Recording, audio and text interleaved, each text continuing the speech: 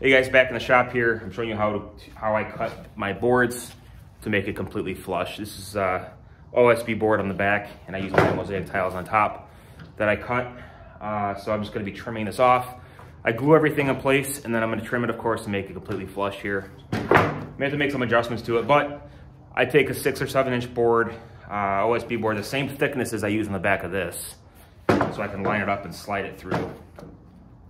Take 2 clamps here, clamp 1 on each side, make sure it's completely straight, put it right up against my edge and my guide, and then I'm gonna cut it, show you how it works.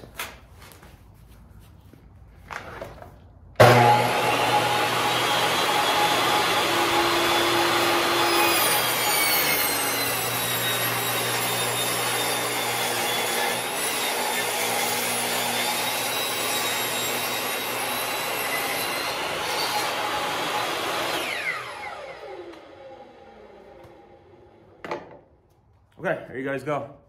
As you can see, it's cut completely straight and flush. And I'll do the same thing on this side. And then for this edges, I'll just take my miter saw and trim this off here to make it completely flush. So you have to double check sometimes if it's not cut completely straight. You have to take, you have to flip it around, take this off, find a complete straight side, trim it from this side, and push it through without this jig. And I just use the edge for that. So if I need to trim it off, if it's just slightly off, that's what I'll do to make those changes. But that's how I do it. Hope this was helpful for you. Be sure to like and subscribe and stay tuned for more DIY videos. We'll talk to you guys soon. Thank you.